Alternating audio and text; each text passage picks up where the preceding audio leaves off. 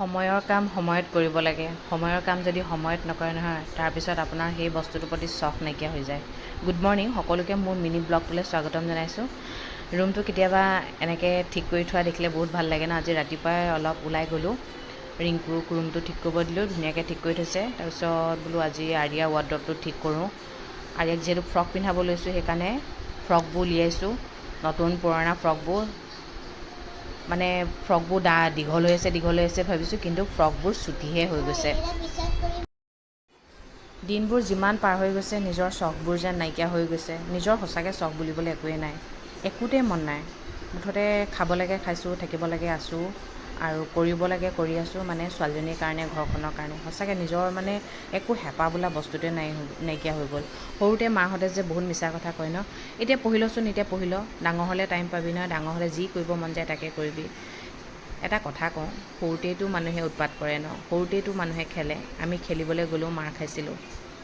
সেই খেলখিনি এতিয়া আমি খেলিব পাৰিম নি? এতিয়া আৰিয়াক মই কেতিয়াবা গালি পাৰোঁ, এতিয়া গোটেই ঘৰ আঁকি শেষ কৰি দিছে, কিন্তু এতিয়াইতো আঁকিব, পিছলৈ জানো আঁকিব? ঘৰ চাফা হৈ থাকিব, কিন্তু ছোৱালীজনীটো ডাঙৰ হৈ গৈ থাকিব। আকৌ সেই পুৰণা দিনবোৰ জানো ঘূৰাই পাম? সেইকাৰণে কৰিব লাগে, সময়ৰ কাম সময়ত কৰক, উৎপাত কৰক, যি কৰিবলৈ মন যায় কৰক।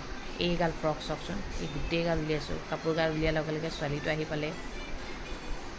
ইভিনিং টাইমত ছোৱালী আৰু দেউতাক শুই আছে। মই বোলো কি কৰোঁ, এই বেলডাল লগোৱাই নাই। মনটো ভাল নালাগিলে চাবচোন, একো কৰিবলৈ মন নাযায়। স্বাস্থ্যটোও মেইন ন। আজি আকৌ পেটটো অলপ বিষ হৈছে, কঁকালটো বিষ হৈছে, নাই বোলো বেলডাল লগাওঁ। বেলডাল লগাই বহি আছোঁ। অকলশৰীয়া লাগিছে। ইমান মানুহ থাকিও কেতিয়াবা বহুত বেছি অকলশৰীয়া লাগে ন।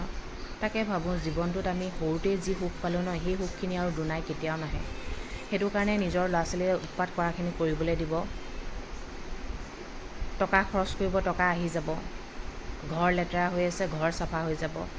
কিন্তু সেই সৰু ল'ৰা ছোৱালীৰ দিনবোৰ আকৌ ঘূৰি নাহে ন। সময়ৰ লগে লগে সকলো সলনি হৈ যায় চাবচোন। অকণমান মনটোক বুজালে চব বুজি পাই যাওঁ আমি, কিন্তু সেই ধ্যানটোকে দিবলৈ নহয় যে। এতিয়া নিজৰ ক্ষেত্ৰতে দেখিছোঁ, নিজৰ দেখোন চখবোৰেই নাইকিয়া হৈ গৈছে, একো মন নোযোৱা হয়। মানে সৰুতে যিবোৰ ভাবি আছিলোঁ, ডাঙৰ হ'লে চব কৰিম, যি মন যায় তাকে কৰিম, কিন্তু এতিয়া দেখোন বিয়া হোৱাৰ পিছত সেই চখবোৰ নাইকিয়া হৈ থাকিলে। কেতিয়াবা মনৰ কথা এটা পাতিবলৈও মানুহ নাইকিয়া হয়। এইফালে ছোৱালী উঠাৰ পিছতে আৰু এক্টিংগাল ষ্টাৰ্ট হৈয়ে যায় নহয়। অকণমান মানে মুডটো চেঞ্জ হৈ যায়। এতিয়া কি খাবা কি নাখাবা, কাপোৰটো চেঞ্জ কৰি দিওঁ বুলি কৈছোঁ, নাই নকৰে। খাওঁ নাখাওঁকৈ গাখীৰ আৰু মুড়ি খাইছে, খাবলৈ দিছোঁ। মানে এতিয়া তাই গাটো অলপ ভাল হৈছে যে, সেই গাটো বেয়া হওঁতে তাই বহুত ভয় খালে, মানে এতিয়া বস্তু বহুত বাচি বাচি খায়। এতিয়া আকৌ চাওকচোন, কাপোৰখিনি যে জাপি আছিলোঁ তাত মোজাযোৰ ওলালে। এই গৰমখনত মোজা পিন্ধিছে। তাই বোলে ঠাণ্ডা লাগিছে। মই বোলো ব্লেংকেটখন উলিয়াই দিম নি? নালাগে দিয়া বুলি কৈছে। মানে কথাত মানে কৈছোঁ নহয়, একেবাৰে বুঢ়ী মাক। আৰু এনেকুৱা বুঢ়ী মাক মানে আমিয়ে তত নাপাম মানে, গম পাইছেনে? কথাত পাত্তাই নাপাম মানে। তাৰপিছত ছোৱালীক আকৌ মই চুলিখিনি ফনিয়ালে, দেউতাকে নাই ফনিয়া বুলিয়ে কয়। সেইটো কাৰণে মই বোলো দেউতাকক কৈছোঁ, তুমিয়ে ফনিয়াই দিয়া বোলো। দেউতাকে ফনিয়াই দিলে ভাল পায় যে, সেইকাৰণে মই বোলো তাইও ভাল পায়, দেউতাকেও ভাল পায়, দেউতাকে কিবা এটা কৰক বোলো ন। সময়বোৰ যে গৈ আছে সঁচাকৈ দেই, একদম সময়বোৰ পাখি লগা কাৰগতে উৰি গৈছে। আমি যে কওঁ জীৱনটো উপভোগ কৰিব লাগে, উপভোগ কৰিবলৈ শিকিব লাগে। আচলতে আমি নিজক টাইম নিদিওঁ যে, সেইকাৰণে জীৱনটো উপভোগ লোকৰ লগত কৰোঁতেই যায়। কিবা এটা যদি খাবলৈ মন যায়, খাব লাগে, দামী বস্তু হ'লেও খাব লাগে। এবাৰহে খাব, সোৱাদটো কেনেকুৱা জানিব লাগিব ন। আৰু নিজক বেছি গুৰুত্ব দিব লাগে। আমি লোকৰ মাজত বিলীন হৈ যাওঁ যে, সেইকাৰণে নিজক পাহৰিয়ে যাওঁ। এতিয়া মোৰো অৱস্থা তেনেকুৱাই হৈছে। ইভিনিং টাইমত আমি অকণমান যে ওলাই যাওঁ, ওলাই মেলি গ'লোঁ। আৰিয়া আকৌ বহুত দিন হ'ল একো বাহিৰা বস্তু খোৱা নাই যে, তাইক আকৌ পেষ্ট্ৰি লাগে বোলে। নাখাওঁ দিয়া তোমাক, আৰু এয়া কৈছে পেষ্ট্ৰিটো কিনি আনি দিয়া হ'ল। আৰু টবিৰ লগত আকৌ অকণমান কথা পাতোঁ ন, সিও আমাৰ কাৰণে ৰখি থাকে বাহিৰলৈ যোৱাৰ লগে লগে, মানে কেতিয়া আহিবি, মৰম অকণমান কৰিবি। কেনেকৈ যে ৰখি থাকেও, এহঁতৰ মৰমবোৰ যে সঁচাকৈ দেই ইমান নিস্বাৰ্থ ন। মানুহে মৰম পাহৰি যায়, কিন্তু এহেঁতি পাহৰি নাযায় চাওকচোন।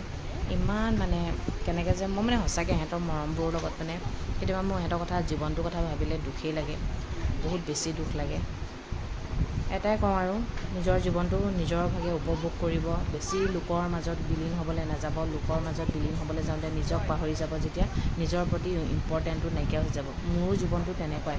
মই নিজক ইমান ইম্পৰ্টেণ্ট নিদিওঁ, আনৰ লগত ইম্পৰ্টেণ্ট দিওঁতে এতিয়া মানে মোৰ জীৱনটোৰ প্ৰতি কোনো মানে একো নাই মানে।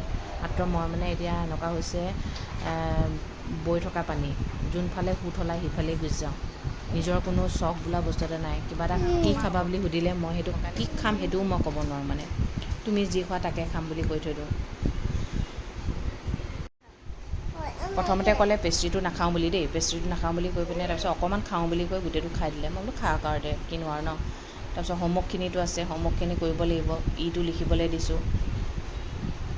লাহে লাহে কৰি থাকিব, ডেৰমাহ দিন বন্ধ পাইছে যেতিয়া লাহে লাহে হৈ থাকিব আৰু। এই আমাৰ ছোৱালীয়ে জনগণ মন দি গায়ে থাকে আৰু, ইমানেই ভাল পায় মানে স্কুল যোৱাৰ পৰা যে ইমানেই ভাল পায় মানে, গায়ে থাকে।